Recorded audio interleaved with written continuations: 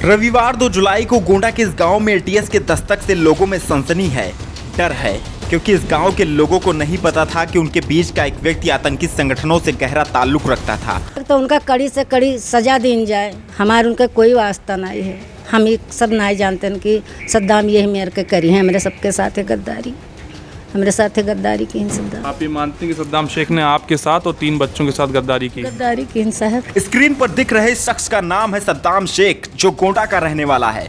सद्दाम आतंकी संगठन अलकायदा, हिजबुल मुजाहिदीन, लश्कर तैयबा और अंसार गजवतुल हिंद को मानने वाला था। वह आतंकी विचारधाराओं को लोगों तक पहुंचाने के लिए सोशल मीडिया का इस्तेमाल करता था। रविवार 2 जुलाई को सद्दाम से पूछताछ करने के लिए एटीएस ने पहले उसे लखनऊ बुलाया, जिसके बाद पूछताछ में उसने कई सारी बातों को कबूला। उसने कहा, संविधान में परिवर्तन होने पर मुसलमानों को जागना होगा, जिहाद मेरे खून में है, कुर्बानी से नहीं डरेंगे, चुनी हुई सरकार मुसलमानों पर ज्यादती करती है, बाबरी मस्जिद के फैसले से नाराज हूँ, बदले की चाहत है, ओसामा बिन लादेन और बुरहान वानी मेरे आदर्श हैं। एटीएस के मुताबिक उसने Osama bin Laden, Zakir Musa, रियाज नाइकू, नावेद जट और समीर टाइगर जैसे आतंकियों को अपना आइडल बताया। तो ये आए थे नमाज पढ़े मस्जिद में यहाँ पठानपुर में, तो यहाँ सब लोग से कहीं बुजुर्ग लोग से कि हमें ज़मीन दे दी जाए चच्चा, हमहूँ घर बनाए ली, कहूँ 2 बिस्वा रही, हमहूँ अपन घर बसाए ली, हमारे कोई ना है रोहिन गाय। तो सब लोग पता लगाए कि ओकरे बाद 4-5 साल घर वर बनवाए लिहिन, ताला लगा के चला गया, फिर आए सब पूछिन पाछिन कहीं कि हमारे कोई ना है, आप लोग हमें एक रोटी सहारा कह दियो रो में। तो सब लोग कहीं कि ठीक है, तो कई दिन जाए और का, लेकिन ठीक से रहो, बिटिया दुख ना हो, कहीं ना कोई दुख ना हुई, हमारे और क्या है। तो हमसे सब कहीं साहब तो हम शादी कह दिहन और हम सद्दाम बारे में कुछ नहीं जाने। कहाँ नौकरी करते थे, क्या बताया था उन्होंने आप लोगों को? और सूरत में गाड़ी चलावत रहे, आते जाते रहते थे घर? हाँ। कभी कोई ऐसा गतिविधियों से आपको नहीं लगा, किसी से बात करते हुए या उनके फ़ोन में या कोई पेपर देख के या कुछ ऐसा देख के नहीं लगा कि कुछ किसी गलत गतिविधि में? कुछ नहीं, सबसे सही से बात करें, सही से हाल चाल करें, दुआ सलाम करें, बैठावें उठावें, इज्जत से बात करें, सबका इज्जत करत रहे, कौनो वहाँ नहीं दिखान कि ये गलत हैं। 13 सालों में उनके साथ कभी कोई और आया गया हो घर परिवार में? हमारे यहाँ पर कोई ना आया उनके साथ में, कोई ना आया ना, वही फ़ोन करते रहे कोई लगे यहाँ से। हाँ, हम लोग के सामने कोई के लगे फ़ोने नहीं करते हैं।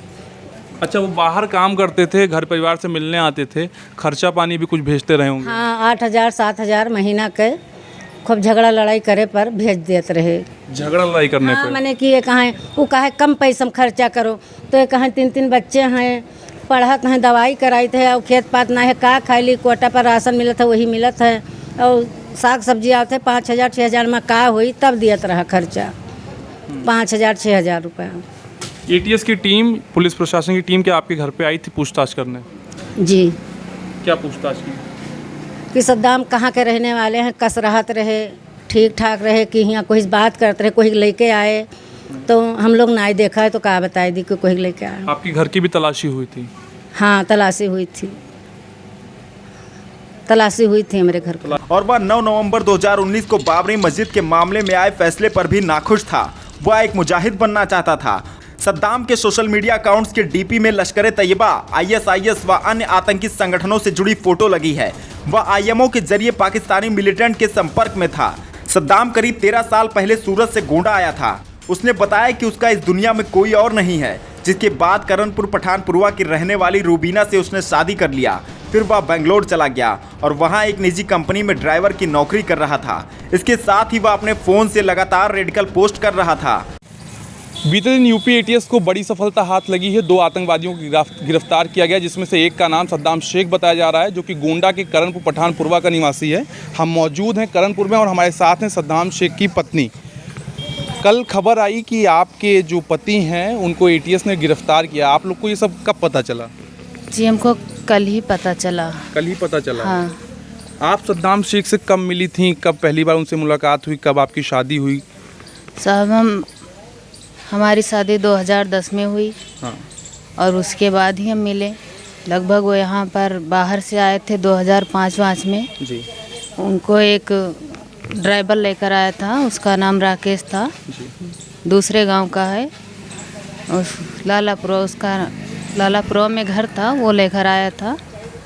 और वो फिर यहाँ पर आए, गांव में मस्जिद थी, नमाज पढ़ने के लिए, मुस्लिम थे।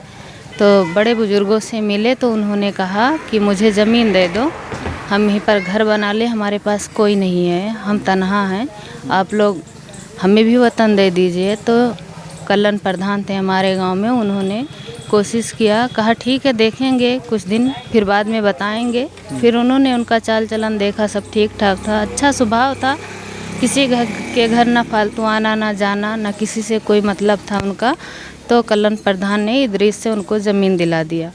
फिर उसके बाद उन्होंने घर बनवाया, शादी भी की, रह रहे थे यहाँ पर। लेकिन अब तक यहाँ ऐसी कोई बात नहीं थी, ऐसा कुछ भी नहीं सामने आया कि जिससे ये सब हम लोग कहें कि ऐसा था।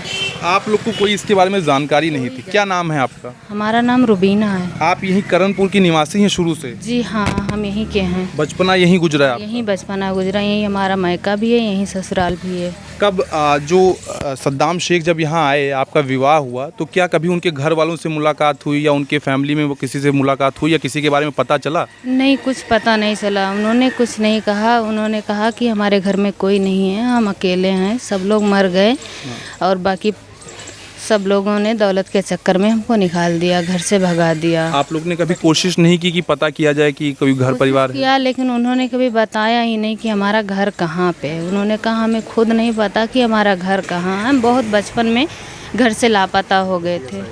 तो 2010 से लगातार अभी तक वो आपके साथ यहीं पे रहते थे? हाँ, यहीं पे नहीं रहते थे, वो बाहर काम कर रहे थे, छुट्टी में आते थे। काम, जैसे आपने बताया कि बाहर काम कर रहे थे, तो आप लोग को यह जानकारी कभी उन्होंने दी कि कहाँ काम कर रहे हैं, कौन सी नौकरी कर रहे हैं? जी हाँ, वो गाड़ी चला रहे थे NTC कंपनी में। अच्छा, ये आपको बताया था? जी हाँ। पैसे वैसे भेजते थे महीने में? हाँ, पैसे वैसे भेजते थे। कल ATS ने जानकारी दी कि उनकी तरफ से आतंकी गतिविधि की जा रही है। ATS की टीम क्या आपके घर पे भी आई हुई थी? जी हाँ, आए थे कल, मीडिया वाले भी आए थे, पुलिस वाले भी आए थे। पूछताछ में क्या उन्होंने पूछा आपसे? पूछताछ में यही सब पूछे कि वो कहाँ के रहने वाले, उनका घर कहाँ है, क्या एड्रेस है, क्यों नहीं जाना तुम लोगों ने, पता करना चाहिए, ऐसे कैसे शादी कर ली। सब वो बहुत सीधा साधा था, इसीलिए इन लोगों ने शादी कर दिया, गांव के बड़े बुजुर्ग ने।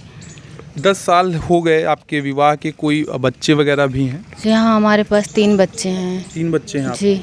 ये जो आरोप उनके ऊपर लगे, कभी आपको अंदाजा हुआ किसी गतिविधि से? कभी उनके फ़ोन में देखा हो, किसी से बात करते, कभी कोई अंदाजा हुआ ऐसा? हमने कभी कुछ नहीं देखा, ऐसा कुछ नहीं देखा, ऐसा कुछ हमारे लोग के सामने आया ही नहीं आज तक। वो इतना सीधा बन के रहते थे, इतना ही वो सीधा थे कि वो कभी किसी से यहाँ पर झगड़ा लड़ाई कुछ कोई बात ही नहीं की।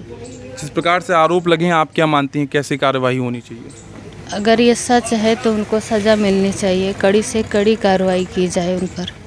जिसके बाद रविवार को यूपी ATS ने उसे गिरफ्तार कर लिया। यूपी ATS ने रविवार को एक और व्यक्ति को गिरफ्तार किया है, जिसका नाम है रिजवान खान। रिजवान भी आतंकी गतिविधियों को लोगों तक पहुंचाने में संलिप्त पाया गया। रिजवान ने अपनी एक पोस्ट में लिखा, जिहाद की राह में फिदा होने के लिए अपनी बारी का इंतजार है। अगर वो छानबीन में गलत पाया जाता है तो उसको सजा दिया जाए। ATS की शुरुआती जो पूछताछ है उसमें पाया गया कि कई देश विरोधी गतिविधियां उन्होंने की हैं, कई फेसबुक के माध्यम से पोस्ट डाले हैं, भड़काने का काम कर रहे थे। जी गलत है, एकदम गलत है। अगर ऐसा किया तो उनको सज़ा मिलना चाहिए। ये थे हमारे साथ कुछ गांव के लोग। अगर मैं आपको पीछे दिखाऊं तो यही वो घर है और यहीं पे वो रहते थे और नौकरी करने बाहर जाया करते थे।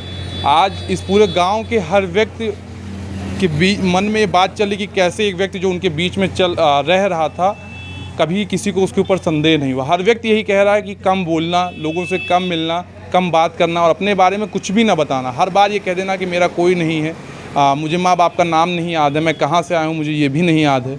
इसी के सहारे तकरीबन 13 साल इसी गांव में वो रहा, यहीं से वो बाहर नौकरी करता था।